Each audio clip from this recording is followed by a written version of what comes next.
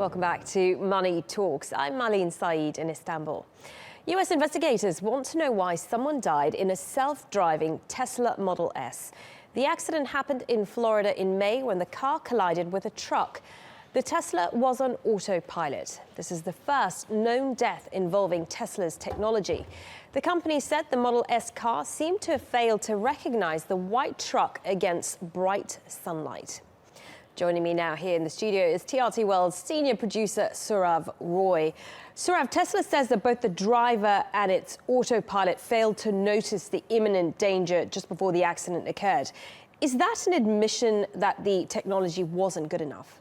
Tesla hasn't admitted anywhere that its technology wasn't good enough. It's been saying that autopilot or hands-off doesn't necessarily mean that you're taking your hands off completely from the steering. It says that it had user agreements where everybody who's driving a Model S is meant to be alert, is meant to be having his hands ready just in case anything happens in terms of an emergency. But I think that's stretching it a bit too far, because if it's meant to be an autopilot or if it's meant to be an auto-driving system, then that means that you need to get that comfort of being relaxed, of not being in the manual gear or in the manual shift of navigating the vehicle. So there isn't any admission of guilt from Tesla, but yes, Tesla should admit up.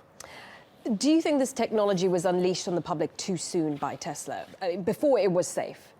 Yes, because the technology was in beta testing stage, which means that it was not yet commercially launched by Tesla.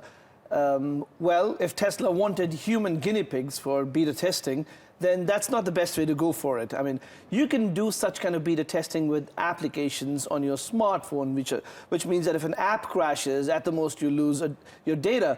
But this is a real life crash, which involves 2 tons of steel and glass. And if this happens, then you lose your life. And this is something that is not acceptable. Indeed, and someone has died.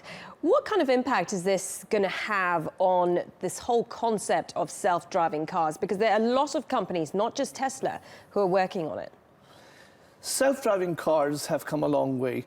We now have cars, including Google cars, including cars from General Motors and Tesla itself, which are able to avoid obstacles and hindrances, able to navigate and maneuver their own path, and also able to avoid collisions.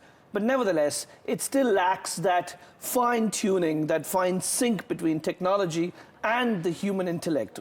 The reaction time that a human being takes in instances of an emergency, let's say a cat crosses your car suddenly, it takes anywhere between 2 to 30 seconds. But for a machine, that's almost programmed into its system. So it might just take milliseconds. And there is this lag between human beings and the machine. And that's the fine-tuning that I think will take a couple of years more. Indeed, I'm not sure I would risk it. OK, many thanks for that, TRT World's senior producer, Sourav Roy.